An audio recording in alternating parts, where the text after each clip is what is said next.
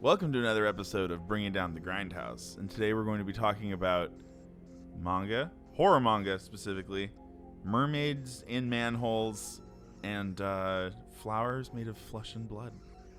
How's it going, John? It's going well. I was trying to think of what you should say for that last one, just because you mentioned flowers, and I was like, I wonder if he's going to go with the flesh bit of it. But I was just going to just, yeah, exactly. It worked out. No, I liked it, and I like that we're trying out something different. We're also joined by our co-host, Persephone. How are you doing? I'm good. Just filled with allergies. Dying. It's the season. It's getting here. I'm about to start dying of allergies myself. It's my season. Spring. Oh, shit. I didn't even think about that. Yeah, honestly. I'm back home. My mother is happy. Oh, jeez. Was that a part of the choice for that? Oh, but so if you're not familiar with like the background of Persephone, Demeter, her mother, gets sad when she leaves for the when she has to go back to the underworld. So that's why you have the seasons. And then when springtime comes back, it means Persephone has arrived back, so her mom is happy. Demeter. Yeah. Okay. It's a cool thing. That's a nice bit of, is it Roman? Greek history. Greek mythology. The Roman, I can't remember the Roman name for her. I know there's the other name for Persephone is Kore, but I just don't remember what the Roman version of it is. Well, the Romans basically just copied the same shit and then renamed it, and that was that. It's a habit of cultures over time just to copy the ones before them and make altercations. But we're talking about some cool shit Yeah, today. yeah, exactly. Yeah. Not that boring old religion history. We're What? talking That about is not boring. horror and manga That's and why. Japanese horror films, which are like top quality. Yeah. I have to tell you right now that these two films were like two of when I looked up a list of movies when I was a little bit younger, probably maybe like 8 years ago or so. I looked up, like, I had a fascination with the most fucked up movies I could possibly find. And a friend of mine told me, like, you should check out Flowers of Flesh and Blood and Mermaid and Manhole. And then I found some other ones, just like 120 Days of Sodom and stuff like that. Oh, jeez. Ooh, All right. I like that movie though. Oh, it's a doozy. But anyway, but I decided that I was allowed to pick the movies for this week. So I decided to pick both Flowers of Flesh and Blood and Mermaid and Manhole. And then we found out that the director of both of these movies, who also stars in Flowers of Flesh and Blood, is Hideshi Hino. And he is also the writer and of a few mangas that he's done that are all horror mangas. Does he do the animation, or does he have someone else who works with him? That is a very good question. I did not look at that information. No, I was just wondering because sometimes I think he does everything. Yeah, because it seemed very, very. It was an autobiography of what Panorama of Hell, which is what we read. Yeah, was an autobiography of his life, like coming from because his parents escaped from Manchuria or went to Manchuria, then them coming back to Japan or whatever, and his life with that he almost died coming from Japan or coming back to Japan. Like that. Yeah, so it's just him demonstrating what had happened in a comic, but in a very like horrific way. Okay, so he just he was taking a different sort of artistic route with explaining what might have happened, or to him or his family when he was going through all of this. Then, so you discovered them from a list, you said. Yeah. I just looked up a bunch of really the most messed up movies, and two of them were these two were suggested to me by another friend of mine who likes horror movies. It's the first time I've seen both of them after you suggested them. But they didn't seem like so grotesque and like bothersome to me. Like I was watching it and I was like, I could see how people would enjoy this for like one reason or another. And for sure with the special effects for each one, because there are some bits of it I'm like, that looks pretty realistic. I'm not going to lie. Especially when she's squeezing like whatever pus or what stuff is on her and like all the colors start coming out of it. It was a weird extended out scene, but I liked it. The 7 colors of pus that you must paint me with sort of scene. Which it was like a fucked up version of what's the Titanic scene? Oh, yikes. Paint me like one of your French girls. Whenever paint me like one of your sewer girls. Right, I guess that would be the translation of it. Yeah, really. I want that as a sticker. paint me like one of your sewer girls, and it's just the fucking mermaid laying Yeah. down. Like, We should that- should commission like 20 of these. That would be Make really them, cool, like, actually. Special edition sticker for the podcast. Hell yeah. Actually, that's a good idea. I'm gonna write that down. Shit. Yeah, write it down. Yeah. Just later. Yeah, I dig it. I dig it. But Though. yeah, dude, we should start doing merch. That'd be fucking cool. And that'd be one of them. Either that or put it on a t-shirt. And then people would be confused. It's like a zombie mermaid or like a deformed mermaid. Have you ever seen this incredibly obscure Japanese horror movie? Right. Well, I feel like people here in the United States are still kind of like not woke to horror films from outside the United Did you States. just fucking use woke? Yeah, I did. Yikes. Like, I used it because it's totally inappropriate for the situation. That's why I use it. You're so upset. No, that's so You're true. so visibly upset. Just like, what the fuck? Like, I had a conversation at work about that word. That's why it's like, Wait, I have to go off on the tangent. What did you talk about? about like millennial speak or whatever. Oh, 'cause okay. Somebody like older was asking me about something. Oh, they're making like a poster for children or for like college age students and stuff. They're like, oh, like what do you should put on it? And I was like, fucking let's get this bread and yeet, bitch. Like, you know, Oh like my a bunch God. of other shit. And the word woke came up. He was like, oh, I think I'm woke to the millennial speak now. And I was like, stop. He's like, no, you're not. Please stop. But That's great. yeah, I feel like people are like hella not aware of Japanese horror films because you also have like we should do like an episode on more, but there's like Tag, which is one that's really good, and it's about a bunch of schoolgirls, and you find out that they're actually in a video game. Like Oh, they've all what? died, and they're all in a video game. That Yeah. sounds legit. I would watch that.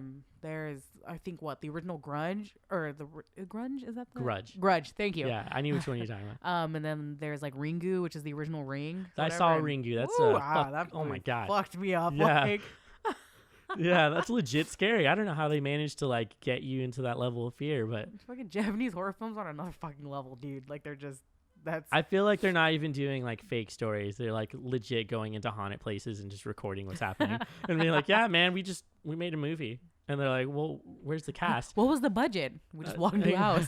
Zero.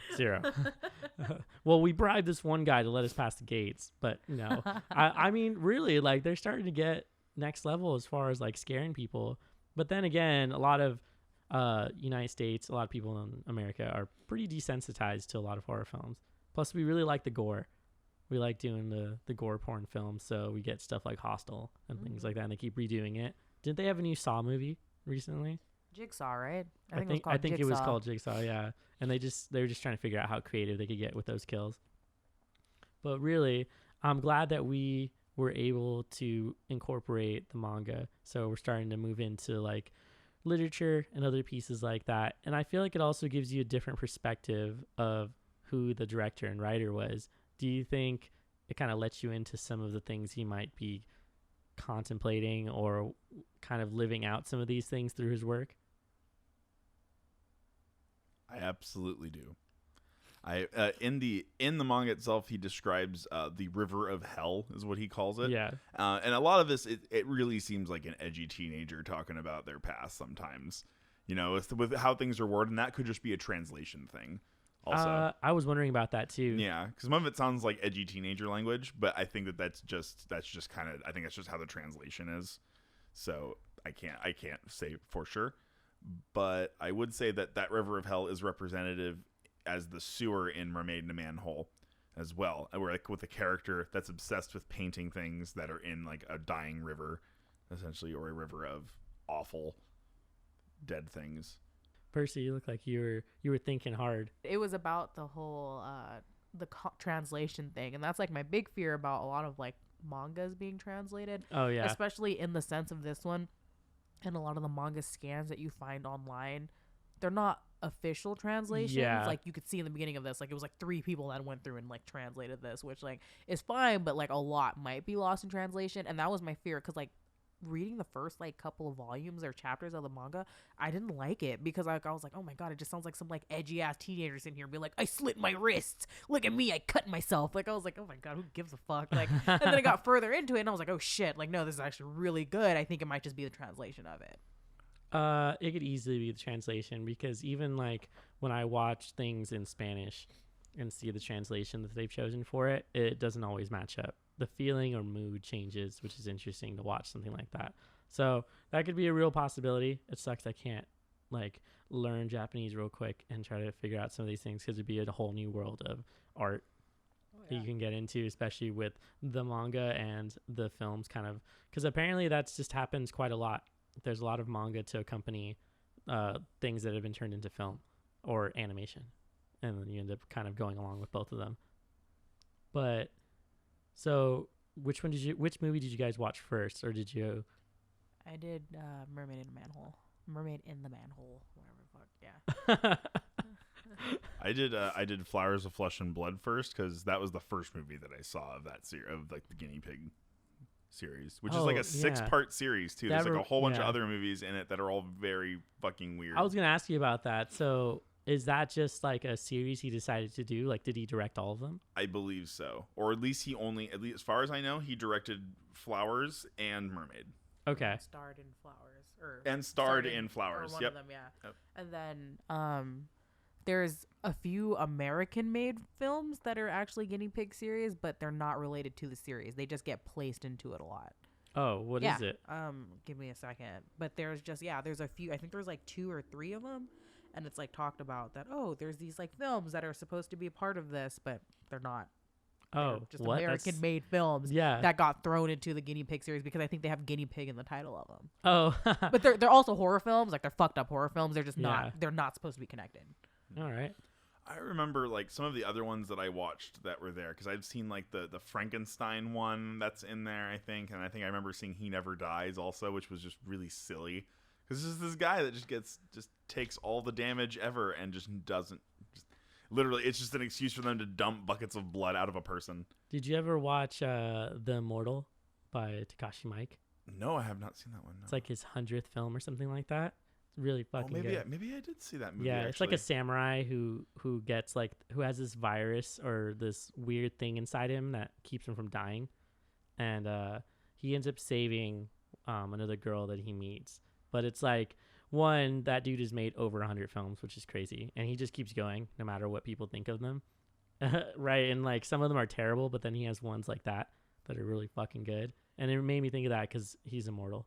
He's like the Stephen King of filmmakers, just really prolific, but like hit and miss. Yeah. Oh, totally. Yeah. Some of them are just fucking awful. Like I think any idea he gets, he just runs with it, and he's like, "Yep, there you go." And he's so prolific now that people are like, "Yeah, fuck it. Here's some money. Go make the movie." Yeah, exactly. He's just like, "All right, well, he'll get the job done, and he might turn a profit." They're all like shoestring budgets. Like they're all super small, and he ends up making a good amount of money from each one. So it's like I would do that too. Shit. Yeah. I don't know. The manga was really cool. I don't know. I was thinking about it, and it had a lot of like, it was like an autobiography of him, and I felt like I understood the movies a little bit more and why they were kind of like, I felt like they were more funny, and I felt like more he was laughing as well when he's like looking at all of this stuff. Like, I don't think that Hino is like actually that deranged. I think that he's like, you know what I mean? I don't think that he's actually that deranged. I think he's probably a very like humble person. I've never seen an interview with him or anything, but I'm just like, just from what I've read, I would imagine he's a fairly like humble individual. I should have looked up interviews as well with him, only because you kind of get an idea of how some people are. Mm-hmm. Like only recently, I've been looking back at a lot of interviews with like Tarantino. He's kind of a fucked up dude. Like I think he might actually have something wrong with him because he's mentioned on more than one occasion that he just loves violence, and that's like why it's become such a big part of his films and why he decided to include them in like so many of them. But he's also pushing the line of being like super racist. So it's been weird. He was recently in an interview. Did you see that? So he was in an interview with Samuel Jackson and the 2 stars, Jamie Foxx, and then the girl who was in Django Unchained. And he like just started doing this like weird black accent out of like nowhere. What are you talking about? Tarantino. Really? Yeah, it was so bad. Like he's getting, cause that motherfucker goes to BLM fucking rallies and shit like all the time. Like he was sitting next to like Samuel Jackson, and he was nuts. like you should probably stop doing that, because he started like doing this southern accent where he's trying to like speak like a black man, and it just got super awkward, and they were like, oh, so moving on, and like just kind of let it go. But he was like pushing the boundaries on that one, so that was weird. It's a weird thing to see. But the reason why I mention it is because I feel like in some way writers end up putting little bits of themselves into whatever work they're doing. and or they commit really heavily to placing their mind into the character, or like what would they do if they were this person. I feel this is especially true with people who do like things that involve murder, and like how they end up contemplating it and the build up to something like that. Yes, I agree with that entirely. Well, I mean, they definitely are going to have to think of the scenarios and whatnot. I mean, it takes somebody thinking of all those scenarios and how to kill people in order to make those scenarios. Someone had to think of all of the interesting ways people could die in all the Saw movies. They're interesting. They're definitely interesting most of the time.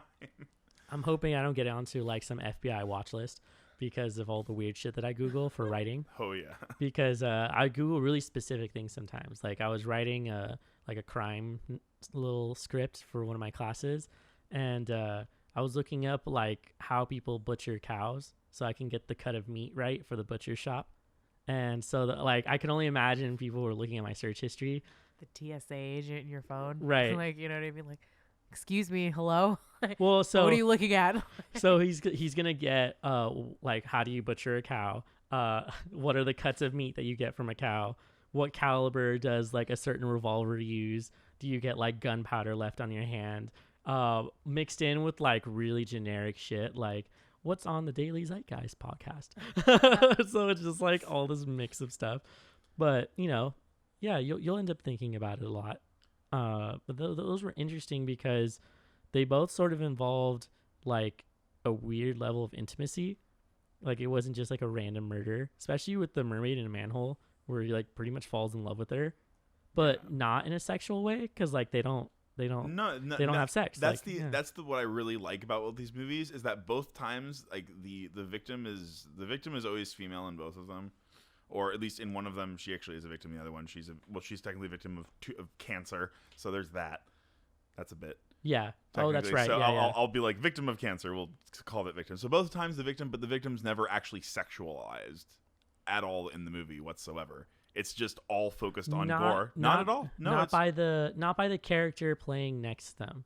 But perhaps in a visual way, yes. Maybe if somebody, okay, I suppose so. If somebody's super into the bondagey thing and whatnot. Well, I only argue that because they still have plenty of scenes where they're naked and or topless. Yeah. So it was like made for that male gaze. But as far as like the other character with them, they weren't trying to have sex with them. Yeah, exactly. It was purely about, like watching somebody be destroyed, basically. Yeah, that's interesting now that you mentioned it like that. You do sort of see these characters kind of deteriorate, and then what it's like to be so close to that. I wonder if it's an interpretation maybe of people he knew that died. Here I'm going to tie it back to the manga again. The 3 tattoos arc that's in the manga. And how he's heard the story about his grandfather came to a fall. He hears the story about how his father comes to a fall, and then his own brother comes to a fall. He has watched 3, or at least heard about and watched 3 significant figures in his life all pass away due to themselves. Yeah. In some way. And so, I mean, it's different in the movies, but watching people be destroyed, I think that this might be something therapeutic, maybe a way, or maybe just a way to express that idea. I don't know. It would make sense that writing it out and then making it into a film is sort of a catalyst for that moment. And then that's sort of a way to kind of heal, even if it is something that ends up being a little bit violent. Well, a lot violent. Massively violent. I really like a lot of the special effects in Flowers. A lot of the flesh cuts and whatnot are very, very interesting. Talk about practical effects. Oh yeah, no, definitely. It's, oh man, I don't know. I mean, I wouldn't say they're like anatomically accurate, but they put a lot of effort into making that look like a foot just got ripped off. Oh yeah, they're not. I don't think they're meant so much to be like, yes, this is how like tendons and bones come apart and break. It was more for like the visceral feeling of watching the gooey flesh and blood and everything kind of come apart, and so you then get a bodily response to it where you're like, oh, I don't know if I want to continue watching. But then you kind of sort of do. You end up continuing to watch it because that's how people are. We kind of don't want to look away from things like that, even if it is something that's a little bit disturbing. You look so deep in thought, Percy. I'm trying not to sneeze. And the pivotal moment turned out to be a sneeze. Like, you're talking about this, and I can feel you getting really deep, and I can feel the sneeze coming on. And that's all I need is, like, for it to be really deep, and I just let out a fucking sneeze. Just ruin the fucking moment. Right. Maybe I should just keep it in then. Well, if you let out a sneeze, though, we can always edit out that section of it. Yeah, it's totally and then just be like, no, but it's all good.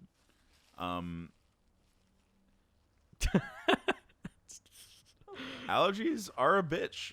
You know, make sure you watch your noses and make sure you try to survive. Try to survive out there. Have better genes, bitch. Like, get better genes. All right, yeah, get better genes. Get good, bitch. Like, oh my god. Get better genes, Levi's. I just met like an edgelord gamer. It's like, get good, bitch. Oh, I just no scoped you. Get some jeans. 360 no scope, motherfucker. Like, I fucking love those memes. I'm sorry. What were you saying, Mitch? Well, here we'll see. I got lost because now I'm thinking about 14-year-olds on Xbox being ridiculous. So right. I was never one of those children. I was never like that. I never had an Xbox Live to go play with people like that. Me too. Like, I never went nuts on fucking mic. Like, you know, with my, like, fucking... I still sound like a child, like, voice-wise. But, like, I just never fucking went nuts. Like, you know what I mean? Like, oh, your mom sucks. Like, you know, like, that kind of bullshit where I suck your mom. Like, I'm like, what the fuck? Like, get a life, stupid ass. All right. The one time that I was like that, I went over to my buddy's house. And he had, like, a really... Like, it was a large piece of property. Like, a lot of, like, farm and horse land and stuff around it in Vista. Yeah. And so he had a lot of open space, and so he set up a TV that was like run by an extension cord outside, like literally just outside in his front yard, and then he had 2 inside the house, and we had 3 Xboxes going, all running Halo 2. Holy and shit. When you have like, and there were 4 people on each of those systems, and all of us screaming at each other, but that was the only time I ever did that. I never did it online and stuff like that. I always did it when I was with a group of people who I like relatively knew and was friends with, and it was like this huge experience. It was a blast, though. I could not do the insulting and yelling because my mom would be like, "What the fuck are you doing? Calm down! Like, it's just a fucking game." Well, I mean, it was more like laughing and then "Ha, you suck!" Like that sort of deal, instead of like just shouting racial slurs randomly at people. No, and crap, for me, you know, just like I don't understand where that comes from. Me as an adult now, like sitting in my own home playing League of Legends, are you damn right you're gonna fucking know how much you fucking suck, bitch? Like, I was straight up, especially if I'm on Discord with people, but it'll never be about the people I'm playing with. But I'll sit there and be like, "Your mother should have fucking swallowed you, you piece of shit!" Like, you know what I mean? Like, I do know, like, don't. Yes, League of Legends, a bastion of great people to play with. I mean, like, just games in general. Like, when I'm playing, like, you ever sit and play just Dark Souls and actually try and take that shit seriously and just get fucking pissed, like, about play, like. I stopped playing Dark Souls so that I wouldn't destroy my console. Is really what happened, or my PC, I should say, because I was playing on there. Holy shit! I guess I'm not a true gamer, and that I don't actually want to always be really stressed out whenever I play games. Well, what's happened to me in my older age, which is terrible. Shut the fuck up. No, I've moved into playing more casual games because they're stress-free. Look at you fucking filthy casuals. No. Yo, no. I'm joking. No, do you want to know how casual it's gotten? If you're gonna sit here and tell me you start playing Candy Crush, I'm gonna kick your ass. No, what the fuck? I'm not. Which is fine. No, fuck people who. No, you play Candy Crush, you're a sociopath. So no, fuck that. No. I'm talking. No, this is where it gets really bad. I found this game on Steam. You get to be the owner of a vineyard, and you get to make wines and stuff. Your only goal is to make sure that these grapes grow, like, just fine, and then you bottle them. What adult shit are you playing? Yeah. Isn't that wild? Yeah. All you want to do is you're just like, truly all I want is Wine Simulator 3D. Yeah, no, it's literally a wine simulator. Like, have you played Stardew Valley? Yeah, I That's fucking the love Stardew game, Valley. dude. Like, what's some fucking real life shit? You play some goddamn Stardew Valley. Yeah, I only recently just played that. I only recently got my character to like start dating someone and like get them to like marry you and shit. And that's way too much fucking work. Like, what the hell, dude? I thought it was gonna be much simpler. I have been playing Total War Warhammer. Oh, dude, that game is so amazing. Wait, the first or second one? Total War Warhammer. I'm playing the second one. I'm playing the campaign with all of the factions. Wait, you have the second one? Dude, we should play it. I have 1 and 2. I have the second one. Why haven't we played this game? I don't know. I mean, we can just run a bit. I'm doing an orc run right now in that game. We'll play it. Yeah. Yeah. Oh, I'm down. Wait, you are talking about the Total War. Yeah. Warhammer? I have it. Oh, Yeah. okay, that's. I've been playing cool. Total War since Total War Rome. Oh, okay, gotcha. Yeah. Okay, I've never played any of those. I mean, oh no, I played like Total War, like medieval, whatever it was. Yeah, that one's really good. And I played it like on a computer that probably couldn't run it very well, but it was very good. I always played the Rome one, and I always played like the underdog or nations, like the ones that are really small, and then just fucking dominate it. Like that was the coolest. I don't know why that was so pleasing to do in those games. It's like playing like Civilization and then playing Gandhi, and then just being like everyone is now under fucking what's his religious belief system? I forget what it's called. No, it's Buddhism, right? Yeah. Wait, what? I was gonna say what Mitch just said. Buddhism? Yeah, Buddhism. Yeah, you basically like force everyone into Buddhism, and then like everyone is forced to be peaceful. It's hilarious. Sounds like some Civ nonsense. Yeah, also. it is. Yeah, It's it exactly does what that totally is. some Civ Yeah, nonsense. I played Civ 5 recently and was doing that. Oh, Civ. There's a really good mod you can get for that game that amps it up a lot and adds a lot of new units, and you get some stuff earlier and some stuff later, and it changes some of the passives of some of the civs and whatnot. And Right. It's really good though. I have had a lot of fun with it. All right. Well, I digress. Yeah, definitely. So back to what do you want to know about these movies, John? Well, see, I didn't know what to make of the fact that he decided to turn somebody's body into like a weird, grotesque piece of art. Mm-hmm. Yeah. Just because, what exactly does that mean? As far as, and then would other people consider it like an art form? Like, have you seen Hannibal? No, I have not actually seen that movie. No. It's a good show. The one with Mads Mad Mikkelsen? Mikkelsen. Yeah. Yeah. I got oddly attracted to Mads Mikkelsen after Fuck that. yeah. Oh my it was God. Super weird. But in that show, a lot of the killers, or the main killer, likes to display bodies in a certain way, and it was like leaving like an artistic piece for all the detectives and people who he knew was investigating him. And so I wonder if it was purposeful in that way. Did anybody ever feel physically ill watching the mermaid die in the bathtub? Like, I felt like puking when I first saw it like a while ago. Like, not so much now, but I could still feel. I felt a little bit like upset stomach, just a little bit after a while watching. I think I was just in a weird mood because I had finished class and I came home to watch it, and I got food on my way home, so I was totally eating while watching that. Yeah, just like yum. Yeah, I was eating. What was I eating? It was a lot of Jack in the Box food. So it was like the tacos, some fries, onion rings, chicken nuggets, and just like stuff in my face while I was watching it. And I was like, this is fucked up, like full mouth, like. So it was, yeah, I don't know. I don't think so. No, there's not much that's kind of gotten me to the point where I'm like, oh, that's going to make me sort of nauseous. The only time I've ever felt that way is like when I've actually hurt myself in real life, like when I cut my hand one time. Actually, I think Percy was around when that happened. Wait, was that with the butcher knife or whatever in the kitchen? Oh, yeah. Dude, I almost fainted. Oh, that was a fucking stressful ass day. Yeah. Jesus Christ. I accidentally like pushed down on the knife when I was cutting I don't know, potatoes or something. The knife came up into my hand and cut like halfway across my hand. And I looked at it, saw all the blood, and nearly fainted in the kitchen. Yeah, me, him, and Daniel. Yeah, that's right. Yeah. And Danny started freaking out. I didn't know what the fuck to do. I was like, I needed a moment. Oh shit. After a few seconds, I was all right. But that first few seconds, man, I thought I was gonna pass out from like cutting myself, and then like the delayed pain reaction. It was all weird. I heard a very grotesque story from another friend of mine who will remain unnamed. About a girlfriend that he had who had a very intense episode that almost sounds like a bit out of a horror movie. Oh God! So apparently she like attempted a suicide, whatnot, and then called him, and then he showed up. And when he got there, she had lost so much blood that she was delirious, and she was trying to bake cookies. And so when they came there was like blood-stained cookie batter she was mixing, and she's just like, I bake cookies for everyone. Oh my God. And whatnot. And so they're just like, okay, ambulance, get her there. And then she got help, and she is now apparently fine and okay, apparently, in the world. That is actually sounds like it's right out of a horror short. It really, like, it does, right? Doesn't that sound like a horror short almost? Just kind of? I mean, I'd be pretty freaked out anyway if that... that's a little bit of a jump in intensity from your story, I suppose, but yeah, only because intentions. I didn't intend to cut my hand. No, not at all. No, there was a legit intent there.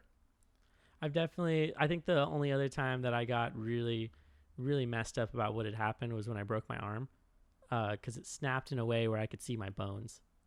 So you really don't know how white your bones are until you get to see them like firsthand. It's gnarly. It's like bone white is definitely like a real color.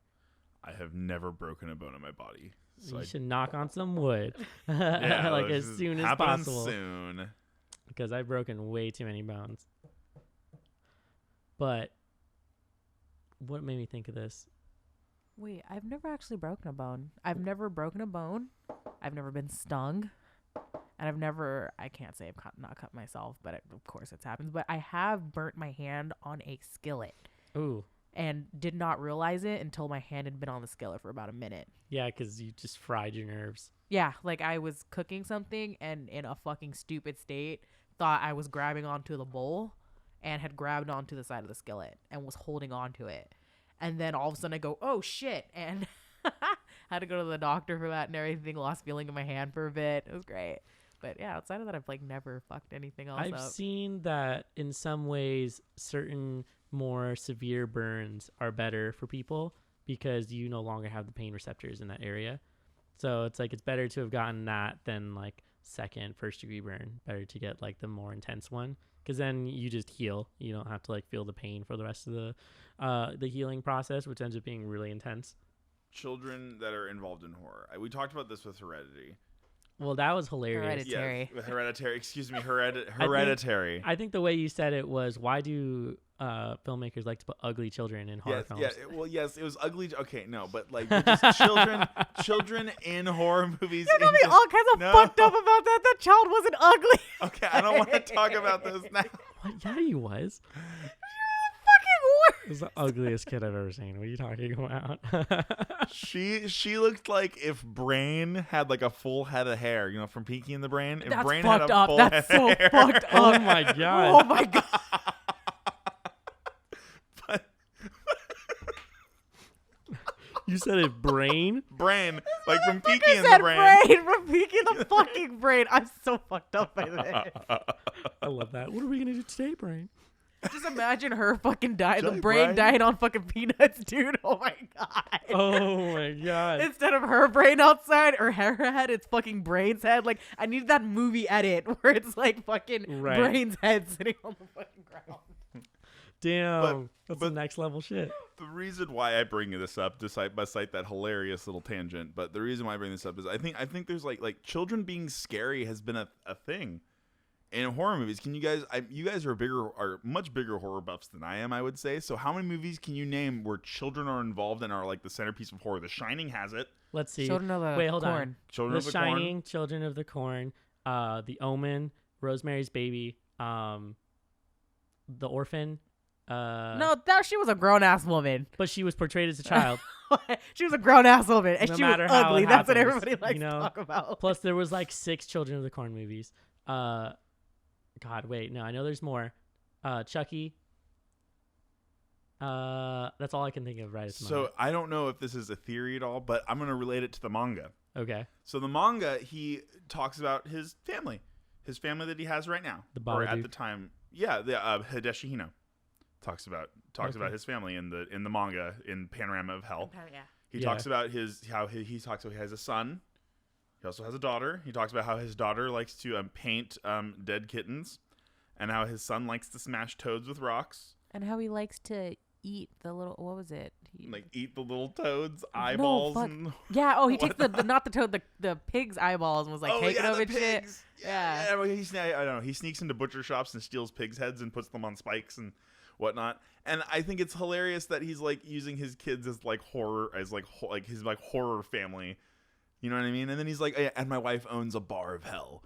And then all of the headless people come and they eat there and they say, oh no, we don't have heads. And she cuts Ash slits. sashimi. Yeah, ass sashimi. Right. So if you're interested in knowing what the hell we're talking about, I'm for sure going to put a link for the manga that we read into the description for this so that you can go And go ahead and check out this comic that we keep referring to. Support the author and try to find his work and buy it. You can find it on Amazon. Right. You can buy like legit. You can buy a Panorama of Hell. Yeah. Yeah.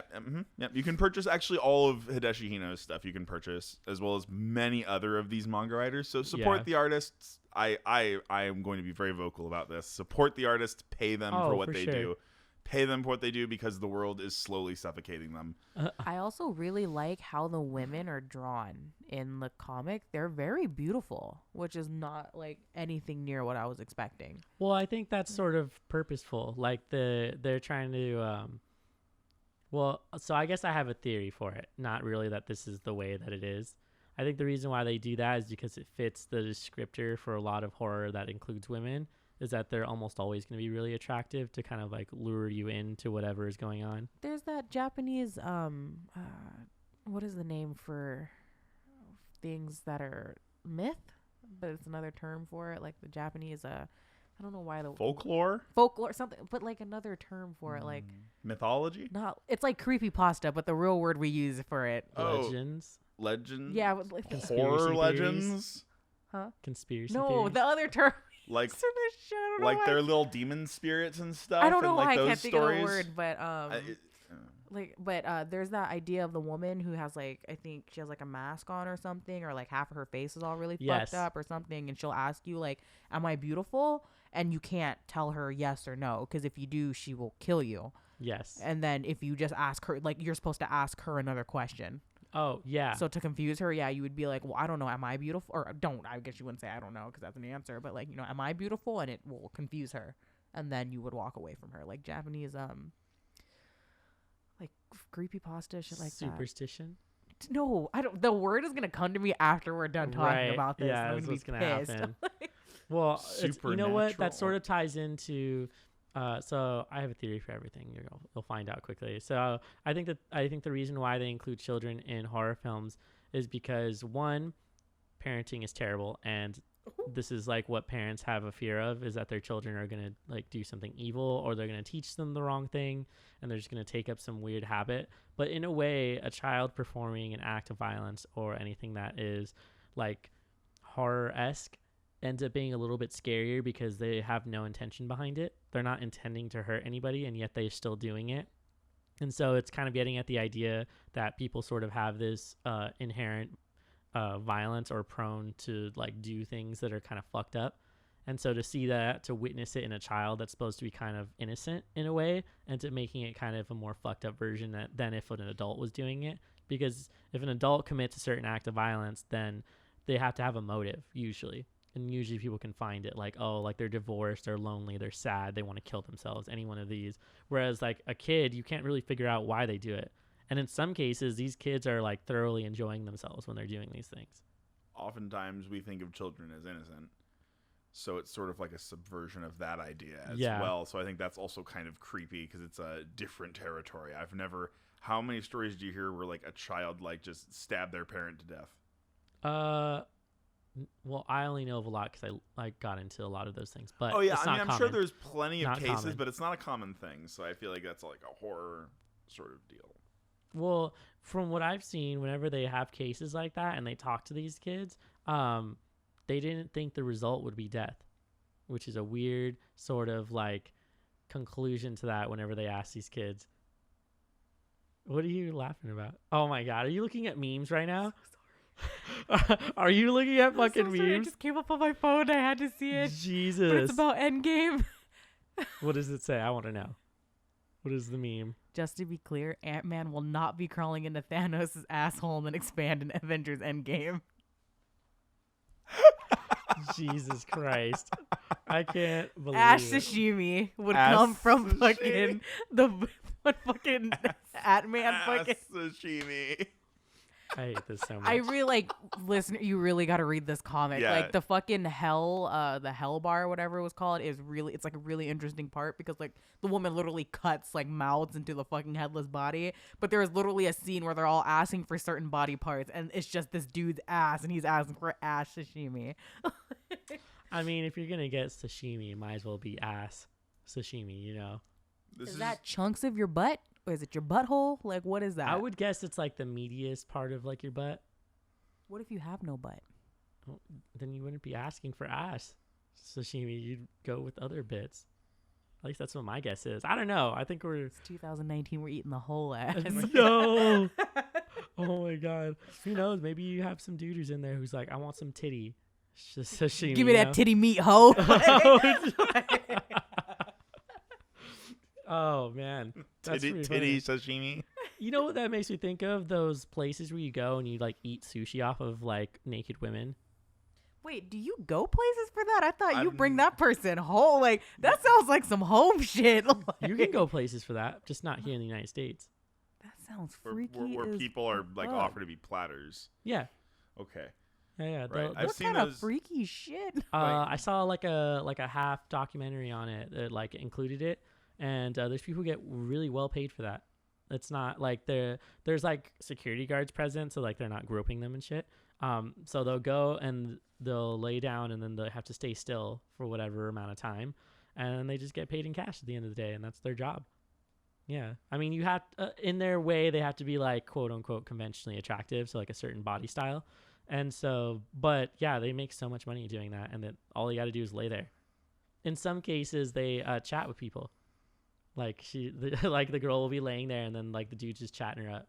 It's really funny to watch. I gotta find the documentary. I'll link it to you guys. Is that cold fish cold, really cold there? Does that like no? It doesn't bother me much. Okay, well, no, dude, I'm gonna eat it. Oh my god, they're like legit, like serious conversations. Like there was this one dude who was like a lawyer, and he was chatting a girl up, and she was like a student at one of the local universities, so like they were getting to like a really deep, in-depth conversation while dudes are like reaching for her boobs and like everywhere else that they had food. They're just like, it's like, so what do you think about Exxon's current stock? Right. Having a full-on conversation about shit like that. You know? Well, I think the drop in the market today. Like, I mean, you know, I'm pretty sure the thing is you need to buy right now. That's really what I'm saying. you know what that reminds me of? American Psycho, where she's like, what do you do? And he's like, oh yeah, I'm into murders and executions. And what? Yeah, exactly. And she's like, what? Because she can't fucking hear him in the club. I love that. Also, have you seen the movie Sushi Girl? No. Wait, that's that horror film, or like the slasher one with the girl who was like a fucking sushi, like the plate thing. Exactly and then, what like, I just described. Oh yeah. my god, that is a good ass movie. Have you seen it? No, I have Mitch? not. No. Yeah, go check out a movie called Sushi Girl, and the only prep you need for it is that it doesn't end the way that you expect it. That's all I'm gonna say about it. But there is a girl in there where they eat sushi off of her, and that's like how the whole scene takes place like around her. So she's there like the entire film. Yeah, it's interesting. It's a really weird like take on what's going on. It's also kind of short now that I remember. Wasn't it like I think it was like an hour and a half. It was like Disney movie length. It's really weird. But let's go into Mermaid in a Manhole. So what were you gonna say about it? I was gonna ask everybody's opinion on it because I thought it was just okay. Like, I wasn't too much of like not super entertained. I mean, it was okay. Like, but outside of that, it wasn't super over the top. I don't get that sick feeling from the film, like y'all were talking about. Like certain parts make you sick. Like, just kind of sat there. I was fucking chowing down on some fucking poke while I'm eating this fucking. Dang, you're eating straight up raw. Yeah, dude. meat. Just sit there, just fucking eating poke and shit. I was like, I guess that's what I'm gonna fucking do. Like, you know what I mean? Just fucking sit there eating. Oh my god. And I'm like on the phone with like my best friend. I'm like, I'm just watching this fucking film, and I sent him a piece. He's like, what the fuck? Are you eating during this? I'm like, yeah, dude, I'm eating poke. I'm eating fucking piece of that bitch in the fucking bathtub. Like, oh my god. So in your case, you had almost literal translation of, hey, I'm eating this, watching it, getting the whole experience. I'm eating the fucking. Oh, my mind went somewhere else with that, but like I'm just sitting there eating, fish, and I'm watching a fish have pussy fucking boils in a bathtub, and all of a sudden she's an art piece, and I was like, wow, what a literal translation of this fucking film. I think the only thing I didn't get was her like willingness to go. I don't think she was willing. I feel like No, she was in way too much goddamn pain to be fucking willing to do that shit. Then why didn't she just like ask to be killed or kill herself? What the fuck? fuck? She's a fucking mermaid. You think she wanted to die? She probably didn't. I mean, she probably wanted to leave the sewer, but she wanted to go to some cleaner water. And this motherfucker's like, I'm obsessed with this mermaid from this thing, and now I'm gonna pay. And then just starts, as you could tell, like one of the parts, she like shook her head multiple times when he was coming at her with the fucking knife and shit and all those other things. And she would do her and like she's fucking dying and shit. And that guy's like, I'm just gonna fucking kill it and to like fucking start putting my knife in you. I was like, she asks him to cut the sores and whatnot on her when she's in the bathtub. Really? She says leak my pus and paint with it, and drew the picture of how I am now so that you truly know and whatnot. So I didn't know that, so I didn't get the subtitles. Remember, it's because my version of the film. I remember that part now. Like, so I couldn't. That makes sense why you think it's totally like different than what it is, because all of that dialogue's really important. Well, so the sad thing about this was that Mitch had like graciously fucking provided us like the films, but for some odd reason I couldn't access them, so I had to watch it with like French fucking subtitles, and I was like, wow, this makes no fucking sense. Oh my gosh, you get a totally different read on it. Yeah, so there was, and like I got some of the French because like my mom speaks French, so like I have like a understanding of some of it, so I got some of the parts, but I read it as a completely different thing. I was like, she didn't want it, so I didn't even get that. She directly requests that he cuts her and gets all of the color out so that he can then use it to paint her as she is. That makes it so much of a different film. Right. Like I literally thought that she was like, I don't want this shit. I was like, look at this motherfucker. It's so super upset. Yeah, it's honestly, of the two films, it's actually my favorite one. That like changes it a lot for me. Like that would make me enjoy it more if I would have had like the actual film. At first I thought it was like, oh, it's just a sad ass bitch. Oh, I'm sad my wife died. And I'm gonna cut up this fucking mermaid. I mean, I'm sitting there eating poke. I mean, like I'm like, guess I did it for you, bitch. I mean, it technically, oh my God. It technically does do that trip where it is, the mermaid is actually his wife sort of deal, and then it has that whole ending. That's like the twist of the film anyway. Well, okay. The only pushback I have for that is that they actually found a scale. Yeah, the scale. The fish's scale, which suggests that the mermaid was real. Was real at one point. But the report that the police have is that it's his wife at the end of the film. So you don't know for sure. Yeah, you're not sure. Maybe theory of the story now. When she was murdered, her body changed into a normal human's body. Maybe she was always a mermaid. I've seen that happen before in other things where the body will transform. What if it was a piece of something she owned? Oh, maybe she owned the scale. Ooh. Like it might have been a part of something else that she had that like meant a lot to her. It could have been even a hair accessory. Yeah. And it came off. Oh, that's good. And then all of a sudden you have this. Yeah, because that was what I really liked, was that any part, and they like actually translated that part for me. Mm-hmm. So I was like, oh, thank God. Yeah. So you actually know what's going on. Yeah, no, he doesn't. Yeah, he's definitely just like, he definitely tries to care for her and does everything he can. He's just like, oh, there's worms coming out of you. I loved all of those scenes. Love the worm scenes. Oh my God, when he was like pulling them out of her and shit, I was like, yeah. I was just like, oh God, oh no, this is soothing some weird things that I have. Right, like dead ass, I wanted to put my hand in like some fucking dirt, dude. Like I was like, side story, I have a body butter that smells like dirt and flowers. So like I'm watching this scene with the fucking worms, and I had to like stop and like go open up that body butter and like smell it because it smelled like dirt. And I was like, wow, like I didn't know this was gonna satisfy some weird shit in me. Like, you know.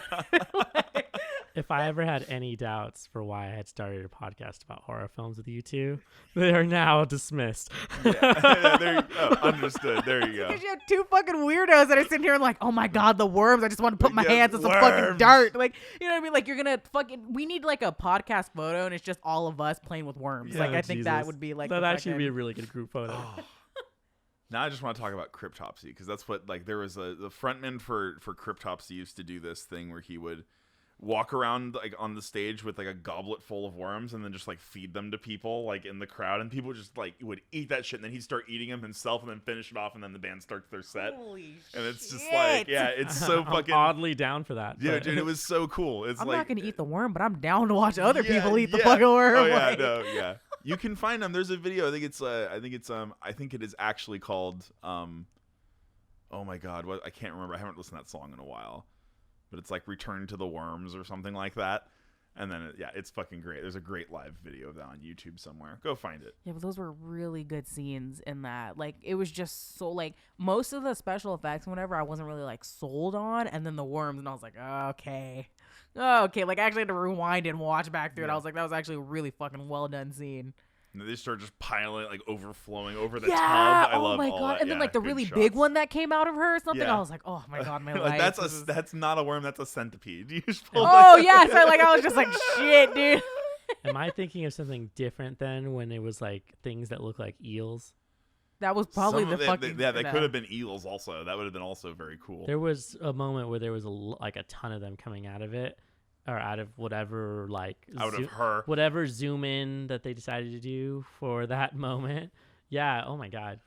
Yeah. I think that was one of those moments where I was like, so my hands sweat, and so I had a very like real visceral translation to my hands because my hands are already wet. So I was like, oh, and like I was like wiping my hands on my shirt. It's an interesting movie now that I'm talking to both of you about it, because you both had very different like Persephone just really liked the visual aspect of like the worms and things like that, but also had like a feeling, like a touch thing. Like she had to satisfy a smell sense. Yeah. When she saw that, and then you had it feel in your hands. Me, I just got sick because I'm just like, that's fucking gross. Yeah. Like, you know. For me, I love it, but... like a very visual, like as I really like very good visual. So like that was one of the things about Hereditary that I really like, was there's just a lot of scenes where like the girl's just like touching stuff or like people. So like that whole scene, yeah, like I had to open up that body butter and like smell that dirt, because I was just like, oh shit, I can smell the dirt. I can see the worms. Like to me, that was like oddly calming. So it was like this really fucked up ASMR sense for me, where I'm sitting there and I'm like hearing the worms like plopping out of her and I'm smelling dirt and I'm like, wow, this makes me look so attractive on this podcast. Hello. Well, it's two things. One is the ASMR version of it, which is that people enjoy these things because it has to do with texture, with a certain smell, certain sound, and then that fulfills something in you. Like it's why like as a kid you love digging your hands into the dirt and then coming in like that. But like for me, it was sort of the opposite. So I have this weird thing where I don't like having my hands be dirty for like anything really. So I wash my hands pretty regularly. And so things like that usually get me, for as far as like things that happen in your hands or like touching certain things, even like the gooey texture of whatever is usually on screen. I'll be like, oh, like my hands will be out because it ends up bothering me in some way. You know what? I think I have, what's like the phobia of like things with a lot of holes in it, and like it's like trypophobia, something like that. Tryptophobia. Yeah. That's what it is. Like I think that's real for me. Like I've seen several things and I'm like, oh, like I want to like scratch it or tear it apart or something like that because it just doesn't feel right. Yeah. You must have a hard time looking at beehives. Yeah. Oh fuck. Yeah. I just got anxious thinking about it. Yeah. Fuck. Yeah. That's a good one. That and agoraphobia. I have like a huge fear of like wide open spaces. So like open ocean, space. Yeah. Right. Yeah. That's it. That's a legit one for sure. Because like I get super nervous like if I'm ever really far out in the ocean and then I think about how much space is beneath me. And then I'm just like, yeah, but it also ties into like, you know, Lovecraftian things. You mean fear of the unknown? Yeah. Well, no, more of a fear of like a giant sea monster, but also unknown. Understood. Yeah, it's giant sea monsters and the fear of what Right. could be beneath me. Yeah. I'm kind of into that. What? Like Getting eaten by a giant monster? Yeah, could you imagine Cthulhu's like tentacles all over you? Well, we're Okay. getting into a different kind of. This is now a new podcast. Right. Well, if you would like to subscribe to Persephone's like Percy's Cthulhu freak eye. fanfic, Oh no. Persephone's fanfic is at www. I sure do love tentacles.com. I sure do love tentacles. No, honestly, if Cthulhu decided to invade the world, I'd definitely be like, hey, I'm one of your servants. I have a bar soap that is actually Cthulhu carved into it, and it smells like elderberries. It's like a really fucking well done soap. Right. I've never used it because it like I wouldn't use it it's like either. a woman who like carved this into this fucking thing of Oh, soap, and it looks damn. beautiful. How much did you And pay you for don't that? want Like to use it. $4. What? Yeah, on Etsy. Shameless plug. Lore Works on Etsy makes horror-based soaps and things like that. We'll link them because that sounds legit, and I want some. I have a Michael Myers soap called Pumpkin Bay. You showed me that one. It smells like Pumpkin. just straight up pumpkin. I thought it was something else. Pumpkin pie. Oh, that's what it is. Okay. Yeah, fucking pumpkin pie. That's interesting. But you're right, Mitch. It brought up a different feeling for all of us. So it's cool to come together and figure that out. Because I feel like it'd be really funny if we watched all of them like together, because then you'd get that sort of collective response to what's going on. Everybody could smell the dirt with me. You're so excited. This has now become a analyze horror and psychology. Yeah. You know what? podcast. That makes me really curious then. What is your favorite smells? Whoa. Yeah. There's so many. There, of them. you can list a few, like top 5, you know? Dude, like freshly cut basil. Okay. Oh, that's a specific one. Oh, yeah. Like, do you get that like when you're cooking? Yeah. Yeah. So Yeah, so do you I love usually like basil. crumple it up, smell Oh, it a bit? absolutely, dude. Basil smells good. Yeah. Basil does smell good. What are you looking at me? It's a fresh I'll smell. fight you. It's a fresh smell. They're about to get up and fight. Over basil. World star. It's like, move the mics first, please. They're worth more than both of you. they're worth more than the income this YouTube video will generate. Fuck. Ow. Oh no. Wait, All so I got basil from Mitch. That's one. Yeah. If you think of any others, we'll come back to it. What about you, Percy? Dirt. Well, okay. Well, you know what? That's real. I like the smell of soil. No, I mean, it's a body, but well, just to talk about the body, it's not one of my favorite, but it's called, God, it's like a graveyard. I think it's called like Graveyard or something, and it's based off like, it's like this witchy brand, and it's literally like, it smells like fresh roses and dirt. But Okay. one of my favorite scents is probably actually butterscotch. I have like a butterbeer scented like lotion, and I think, fuck you. I know you think I'm an old ass lady for like a butterscotch. original. Like, so that's actually why I like them. Grandpa will give you a That's my favorite post. But I actually really like them. My grandmother on my father's side was actually one of my best friends growing up. Yeah. And she used to always carry Werther's Originals. Oh, on gotcha. her. So when I smell Very them, it deep reminds me connection of there. like a, yeah. But I also really like the smell of musk, like Yeah. men. Well, I don't know. I mean, musk in general, but like men is what I think of. Like when I smell like a good musk, I'm like, oh, that man sounds smell of most musk. adult male. Oh my god. Most adult male colognes are musk. Yeah, not that. No, like I like those are shit. Like Yeah. I want like an actual like man musk. Give me that man musk. I feel like that's just BO, isn't it? Give me that man musk. This is terrible. I want to cut you out. There is a smell I just thought of right now that just occurred to me. One of my favorite smells ever is a heavy rain in the fall. Oh like my the smell God, after yes. the smell after a heavy rain in the fall when all the petrichor? leaves. Is that think is is the that term name? for Yeah, it? there's a Or is that- specific term for it. But I it think you're smells right. wonderful. It smells. Ooh. I always think that the whole world has been cleaned ever since that. Whenever it rains like that, I just feel everything's clean now, and it smells like that too. And I don't know. It just That's I don't a know. Damn good one. Yeah. It's better than your basil one. Yeah, man, basil's is still pretty good though. Right. You're like, yo, excuse you. That was Subtle the first jab. one. Like- Right? I'm gonna need you to calm It's down. still second on the list. It's still If it wasn't, so I feel like there's different categories for me. So I think as far as like herbs and spices and things like that, like sage is up there, just Ooh. because it's so connected to my family and like religious rituals that happened like when I was a kid, which included like them burning it in the Catholic church, and then my grandma using it for like purifying a home, and then I have some here that I'll burn. I have some in my apartment that I burn too. Every time somebody comes in, I like sage like my apartment Right, afterwards. I'm yeah. like, ooh, let me clear that shit out. Like I've never done anything like that you before. should try it. Yeah. Very Sage- much. sage your house. Yeah, sage cleanse it. All right. Do you know what I'm talking about? Like the white bundle. You have the Yeah. bundle So, bundle of sage. And a lot of people they would like to call it smudging, but because Yes. we're not native, Yeah, I'm not exactly. going to claim that. We're not native. Well, yeah. smudging is used both for Native Americans as well as Central Americans. So, Yeah, but like just yeah, because I'm not, Mayan I peoples. don't identify, I'm not a part of that. I call it sage cleansing. That's just a better term for me. But yeah, it's like a Oh yeah, you're right. white sage bundle. Normally white sage is what's used. And then for me, as someone that's like in witchcraft, I call the corners. I do, the whole shebang. I call on the deities that I talk to. Most of the times I invoke my namesake, but And oh dang, that's cool. yeah, it's fucking awesome Shit. to be able to invoke your namesake, dude. You got into some next level stuff with that one. Wow. Then I clean my apartment. I cleanse all of my crystals. I cleanse my things that I wear. Can I ask you a question? What does it mean to proclaim your namesake?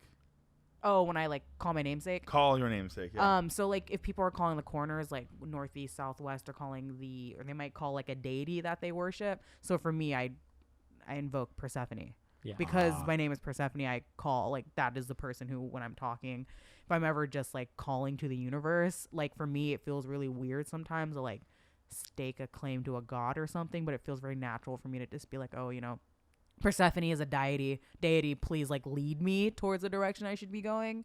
You know what I mean? Like it's more of like or it's like a more universal name for me or it's an easier way for me to like ask the universe for help. I claim my You've namesake. also literally committed a part of your name to this, so it's like that's why that's hence the namesake that you end up using it. Okay. Yeah, so like it can include peoples who have decided either to take on a certain name or take on a certain title, or your family has been doing this for a while and like there's multiple generations of people.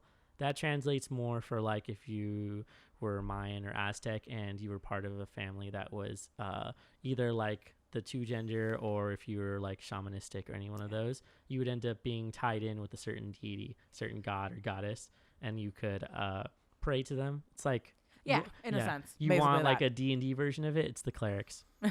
So like I know like a lot of people when they do it, like if they do witchcraft something, they may like call the corners or like they invoke the elements, and that's who they like give their worship to, or like that's how they start off things.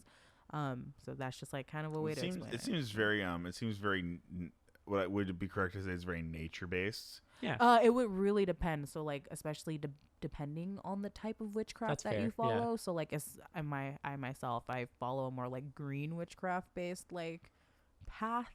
I guess so a lot of my stuff is more nature based. Like I'm that girl that has plants in her apartment named after her friends, and then if one gets sick, I go, oh shit, my friend's sick. Like let me call that friend and check on them. Like, the base and intention of that style of witchcraft is not personal gain. It's basically a good way to describe it. I mean, especially if you're following like the Wiccan Reed, you know what I mean? Like it's not, anything that would go against anything that is for personal gain, or like you're trying to change the will of somebody else is seen as like something you shouldn't do. You're going to get it threefold back, things like that. But yeah, so that's just something I do when I have, but I would definitely recommend sage cleansing something. It's very interesting. It can be a very calming experience too, because you're like physically watching the smoke like go over things and like cleanse there's it. two pieces to that. There's like you'll get a certain experience by using it, but they've done a lot of scientific research. So inhaling the smoke itself and then the after effects of that, it's actually a mood improver. Like they're trying to figure out what exactly it is about it, but just burning it can help you. And then in some cases people inhale it and kind of not like like what you do with cigars, like pull it into your mouth and then let it go. That's what people end up taste the smoke instead of inhale the smoke. Yeah, and so it's a possibility to do something like that. And the reason why it's white sage is because at one point it was very, very common to find it here in North America, but now it's kind of getting like it's kind of getting dwindled because of like appropriation, where they're putting them into sets and selling them for way too much money. Yeah, so if you're gonna like buy some white sage or like anything kind of bundle like that to use, I definitely recommend also finding like either like a native owned someone that's actually growing it, because like it's definitely like dwindling because of literally like Sephora's witch kit where we give you a what is it, Palo Alto, the fucking the little Palo stick. Santo. Yeah, thank you. There you go, Palo Santo, and then fucking a sage bundle and like a fucking shitty rose quartz for $40. Like that's pretty fucked up that they're doing shit like that. Oh, excuse me. But that's a good scent though. That was a good one. Yeah, dude, sage is up there. And then the other two I can think of immediately is the smell of jasmine flowers, because it's a strong smell. But the reason why it's so well connected is because they grew all over in my grandma's garden. And so anytime I go over and visit, there's a bunch, and you walk out and smell that. And so it's either that or vanilla. My grandmother uses a lot of vanilla based like lotions and care items, so it's naturally like a nice tender warm smell.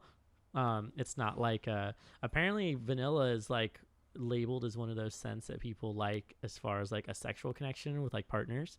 Oh. Yeah, so it's like things that people really enjoy to smell on someone else. It's like that and like lavender, I think, is the other. Yeah, it's a lot of interesting stuff about that. Everyone should just be covering themselves in flowers all the time now. I mean, it's not a bad idea. Yeah, just smear. I'm just gonna go get some lavender and smear it on myself, like on my face, and just walk around and be like, "Sup, ladies." You I've could got probably like green and purple all smudged on my face, you know? And they're like, hello, homeless man. How are you doing? Hello, homeless man. And then they just don't talk to me I anymore. feel like I'd be more inclined to talk to a homeless person if they were wearing like a flower crown for some reason. Yeah, they're probably all right. Question. Yeah. So let's say you had to have someone in a bathtub. Who'd you rescue? Who'd you bring into your house? Like Anyone. So a mermaid version of anyone who's dying of horrible mermaid tumor, who would it be that you... Who'd you bring? Yeah, who would you bring to your tub? so is this like actors, actresses? Anyone. Anybody. Anyone. I'm gonna have to think on that for a moment. Like, who would you be willing to save if they were a mermaid and dying? Or, if we're talking in relation to the comic, what is your final art piece? What did you create out of your own blood or whatever? Oh jeez. What would you create out of your own blood? Or just what would your final art piece be? Yeah, that's exactly. That's a good one. I think I would create like a sigil or a glyph. Something that's not like, I don't know, for some reason it's sort of unbelievable to me that they would make such a detailed piece of work out of all the things there. I feel like it would be much simpler, more symbolic in some way. So it's like iconography where you only created like a certain thing and then it would mean significantly more because you used blood and like bodily fluids at that point. Because I'm sure it's happened before where people used blood for whatever, but it almost is like, I feel like blood is always associated with something evil. Like there's not, like, you don't just do blood magic for no reason. Like, you know what I mean? I think that's weird because I guess I get that, like, it's always associated for something evil, but I just think of it as like a really strong type of magic. Like if you're really wanting, like, you're really investing yourself, especially if you're using your own blood in it. Like I take it as like, fair. this is you, like you are very much committed to this thing working. What do you think, Mitch? I've been thinking, man. I've been thinking. You guys had some really creative answers for that question that I ADD'd out of. So, so if you'd like to repeat that question to me one more time. The two that so it's either Relative to the movies, who would we put in the bathtub? So either your mermaid in the bathtub or what is your final art piece? What would my final art piece be? Dang, my final art piece would probably be a poem. Might be my final thing that I would do. So you would write out something then? Mm-hmm. I would write out a poem or something along those lines. That would be like the final thing that I would do. Because I'm not a very, like, a big flashy person. I don't want to come in and cause a bunch of explosions. You know, I'll go out with a whisper. That's fine. I thought of another answer for the final art piece. I would either do eyes or a mouth. And I would... Are we talking eyes like in The Great Gatsby? Yeah, sort of. Oh man, that's a good reference. the eyes that are sort of on the front of the cover. The billboard, yeah. Yeah, or the billboard. Yeah, thank you.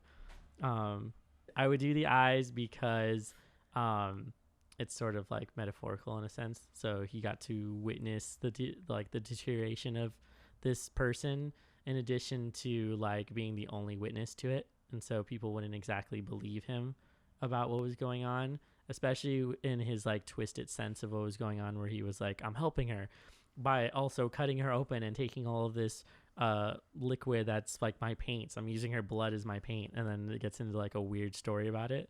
Or I would do a mouth. I would do a mouth because that translates to so many different things for people. So like, if you want to think about one way, you obviously eat with your mouth, but there's like so many other like touch connections with your mouth, as far as like, say when you're a kid and you just shove things in your mouth because it's one of your sensory organs. So it's like, that's why kids do it, because they don't know any better, but it's one of the most sensitive areas in your body. And so you end up doing something like that. So it would translate in that way, where he was sort of like doing these things because he may have done it himself. You want to hear something somewhat dark? Yeah. So apparently about eyes, children that draw eyes a lot, I don't know if this is true. I just read it like a thing and it linked to some like obscure study. But a lot of children that were found to draw eyes a lot were also children that had been sexually abused at some point in their childhood. So eyes became like a huge like thing that they would draw constantly, and it was very much like a thing that was across the board with a lot of children that had this experience. You're welcome. That's fucked up. You But should probably cut that. But like, I just did. That was very interesting. I thought it was an interesting thing. Like I remember reading something like super obscure a while ago that like linked to some study talking about that, and I was like, wow, that's really fucking nuts. Like, well, I can see how it would translate because the person that might be committing that act, I doubt that they're going to look away. Like the person like who's definitely like not the victim, the person who's deciding to do these things. I highly doubt that they're going to be looking away while whatever's going on. So if you do manage to get a look at this person, what you're going to see is the eyes staring back at you. So it's like a literal translation of whatever trauma has happened at that point into your art or whatever you're drawing. But that's like why would kids, so this gets into like why do kids draw like imaginary friends? Or like why do they draw fucked up versions of their imaginary friends? Like they're not like normal looking most of the time. And or like they tell them shit and you're like, what did they tell you? And this is like this goes back to like the basis of why some horror works so well for kids, because they'll tell you about this imaginary friend that told them to like push their dog down the stairs, and you're like, what do you mean? Like, who told you to do that shit? and they just act like it's normal. They're like, oh yeah, my fucking imaginary friend told me to kill my family. Like, what I'm like, Right. They told you to do what? Like, No, it's not even like go directly kill your family. It's like, hey, you should probably grab that knife and see how your mom likes it. And you're like, whoa, what the fuck? Where did this get to? Like, this is like some crazy shit they just got into. So that's real. I could see that. Yeah. Damn. Children in horror movies. This is why I don't want to have children. Really though, what interests me so much about the ending of Panorama of Hell? That interests me. You know what interests me so much about the Panorama of Hell is that he describes his wife, his daughter, and his son, and then he talks about his final art piece of killing all of them. Oh shit. did he say that? I thought the final art piece was like more of killing everyone. Yes. But his family wouldn't be there to experience that. So he saved them from that first, then went and killed everybody else. Because that's how I took that. Because he was like, my kids will not experience this. My wife will not experience this. My grandmother will not experience this. But this is going to be the end of the world. Have you guys seen The Mist? That movie's fucking terrible. The end of that movie is terrible. Why is it terrible, Percy? Because the fucking, I don't know if you've seen this I've film. seen The Mist, The fucking, where the dude's like, I'm going to kill everybody in the fucking car. And then he kills everyone around him. Then he doesn't have enough for him. And then fucking help comes by. Like Yeah. literally Because they solved it. moments Yeah. later. So stupid. Moments later, the army shows up and they're all saved. And he's like, I just murdered all these people in the car. But like, that's how I took that. That was such a 'cause- good ending. Yeah. Like, what do you mean? Like, that was No, a terrible it's fucking movie. terrible. Such a stupid fucking. But like, yeah, the ending. It's like, if I'm take it right, up with Stephen King. of oh my god, hold on, I have Panorama of Hell on my thing so I can bring it up. But like, I was like, more like, I'm pretty sure like he literally sits there and he's like, yeah, like my daughter is not going to experience this, my son will not experience this, my wife, and they all look like puppets if you really looked at them. they all do look like puppets. Yeah, yes. so I like assumed it was more of like I am saving. I know they're into this fucked up shit too, but I am saving them from this horrific end, and I will be the only one to experience it. I'm the only one who will live through it. Very cool. All right. That's much deeper than what I thought it was. Well, I mean, it goes back to sort of the suffering that some people might experience and how they want to like sort of save other people from it, especially if they're like family members. And so the feelings that sort of come from watching someone die, especially if they're like dying of cancer or dying of like a disease that's going to deteriorate your body very quickly, and you have like only days, weeks left sort of, and how like you end up seeing them sort of in those last few moments. So I can see how that would translate into a piece that he created where it was both meant to surprise and like kind of shock you with what was going on, but meant to have that meaning that we're pulling apart right now. Yeah, like if you look at it, so the part where he's talking about his kids, he literally says, "My children, it's for your own good. I won't let you see this hell." Do you think this hell story is sort of like another version of, I don't know, like Dante's Inferno, or like when they like journey through? Why is it always like a multi-level journey through hell? I actually took this as he didn't want his kids to go through the same horrors that he did. Okay. Because he was talking about like having to escape, because like the whole like what, it's like a huge metaphor for the fucking bombing or whatever, you know what I mean? So he has this fear of his kids going through the same thing. So as much as he really enjoys the fact that his kids are creepy and gross like him, he also doesn't want them to have to suffer through the same fucking thing that he had to go through. So it's kind of like a mercy killing in a sense of like, I'm sorry, like you're not gonna see this, but this is for your own good. Are you talking about the fallout effects of the bombing of Japan? It might, or however. He lived through that. Yeah. He lived through that. He's a fair. I don't know how old Hideshi is, but he went through that. Like but that was why he left, and for a bunch of things. Mm-hmm. He almost didn't survive. He was born like after the bombing, like during the bombing of was it Hiroshima? Yeah. Yeah. Hiroshima he was born, and Nagasaki. He was born during Hiroshima's bombing. That's crazy. And he should not have survived, is what the manga leads us to believe. And then he does a really good, like, I mean, we talked about the deterioration of people and whatnot in his things, and so he uses his grandfather and father and then brother. Well, this translates pretty literally to history then, because they had nuclear fallout for several generations because of the rest of the nuclear or what is it, the radiation that was left over for the areas, and how that affected several generations of families afterwards, where like now they're still experiencing it. Like only recently has like the newest generation not had any effects of radiation because of what had happened in those cities. So it's like that could be a very literal translation of what's going on, or like what happened to families or people he saw, and then how they might have felt having kids who were in some ways radiation poisoning, or they were deformed or something like that. Yeah, absolutely. No, it definitely has ties into that. And I think that's where a lot of like the darkness comes from, because you do not live through that time period and not just see everything awful happen. You know, that's a country in absolute turmoil after that. That's a country in like they struggled really hard to rebuild themselves after that, and it like shows like in their society now and whatnot. I watched a really good documentary on happiness and whatnot that is related to that, which everyone should watch at some point because it's a pretty good documentary. It's called what? Called Happy. Okay. And it's just a documentary about happiness and happiness around the world and how different people experience it and like what affects it and things like that. Yeah. So yeah, it's a good documentary. Watch it. All right. I'm gonna check it out. Yeah. This reminds me of there's a history documentary on Netflix that does a really good job of telling you world history without being biased. So like U.S. history sucks because we're always the good guys and we're always the best in whatever piece of history that is in our history books. Mm-hmm. And so it goes over World War II and explains why the United States pretty much sucked for most of the time, and then only joined in after the bombing of Pearl Harbor. And then we're like, guess we're gonna join the war now, and then got in. But really, it was everyone else who suffered some great loss during that time period. Such a good retelling of history that you like never heard before, and how important like other countries were to that front. I highly recommend it. I gotta find the name for it. What's up, Percy? Good. Any final thoughts?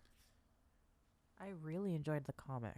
I really enjoyed the manga. I really wish that I had gotten the collection 2 of his, because that actually has the Mermaid and a Manhole. Apparently, it's really fucking hard to find it. Like, without having to pay for it. Yeah, I was like, fuck. Like, so I get it, pay for the artist. But I was like, absolutely. shit. Yeah, I couldn't do it this week. Same. Like, I'm like, so it's like, oh, I'll find a scan. Okay, I found a scan. Okay, that's not okay. That'll work, I suppose. And but yeah, absolutely highly should buy it. I will actually pick up the collection, and then I'll come back and we'll do like a tiny follow up, and we'll talk about it a little bit maybe. Yeah, but the comic was really good, especially like the more you got into it and just seeing about his story and everything. I was like, oh shit, okay, like you're not just this edgy kid. You went through some shit, and this is kind of you making your final masterpiece and what it would look like if you could. And the women were beautiful. Well, just some final thoughts that I had was I'm looking forward into what we're going to sort of extend out into as far as like the horror genre goes. And I know we're just starting to get into literature and whatnot. I'm really excited to do the idea that we had, which was for the scary stories to tell in the dark, because this is totally connected to our childhood. Is that going to be our next podcast, John? Not the next stories? one, but it's coming up. All right, what is our next podcast? Maybe we should give a preview to our viewers, listeners. Well, I had a few different short stories that were kind of in my mind. One of them is from H.P. Lovecraft. Another one is from I can't remember his name at the moment, but he made a short story that is based in the Lovecraftian universe, but it was not H.P. Lovecraft. And he basically writes an alternate version of Sherlock and Holmes, or Sherlock Holmes and Watson With Eldritch stuff? Yes. Yeah, exactly. Ooh, that Yeah. Ooh, nipples are diamonds.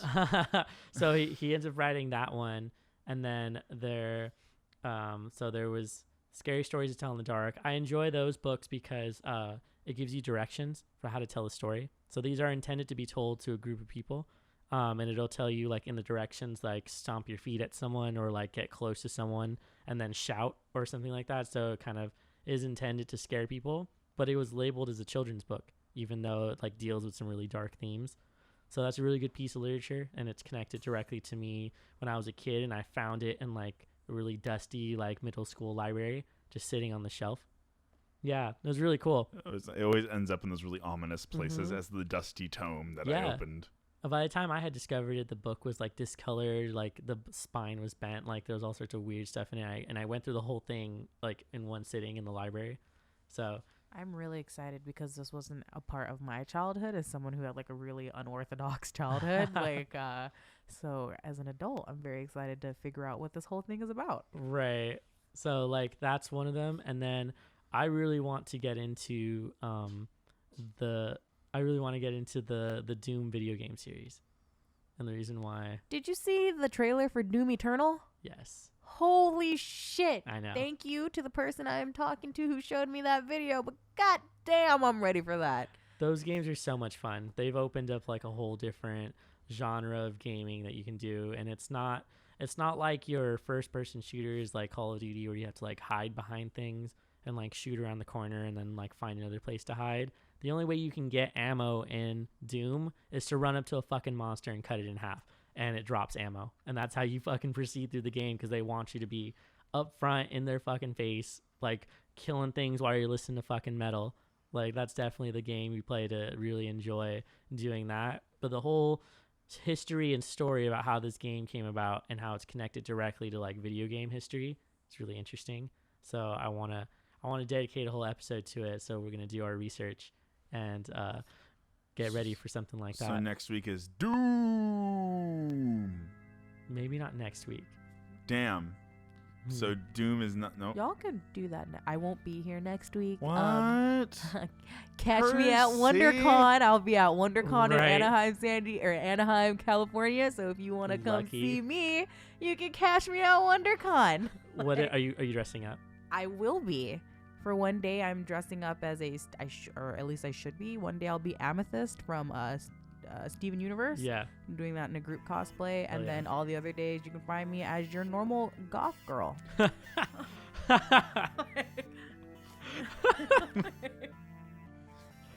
love that that's the standard costume. We're going to miss you. And that's it. What I'm guessing next week we want to do is short stories. So a short literature story that we can kind of take apart. Yeah. Because short stories are almost like you got to get lightning in a bottle. And I would also, I think it'd be good to just do some like read pieces on here. Just read some of the material for people. And I think I'll definitely read cool. like a paragraph or so of it. Maybe not the entire thing. Yeah. Or I'll put a recording of the reading if you want to listen to it separately prior to listening to the podcast. And do something like that. The scary stories to tell in the dark, I will have people do dramatic readings of them. So I'll definitely have something prepared for that and insert it so that you can hear the story before we get into talking about it, because those are really good and they're short. They're only like a page or two long for each one. So really excited for that. And then lastly, we are super easy to find. We're available like pretty much anywhere that you can get podcasts. So the main ones are iTunes, Spotify, Google Play Music, on YouTube. We've got a Facebook page as well as an Instagram. So feel free to message us, ask us questions, give suggestions, because I do enjoy taking those and figuring out what would be the best thing to move on to next. But I really appreciate you guys coming in to talk about these two movies. So I hope everyone has a good night. Goodbye. Goodbye.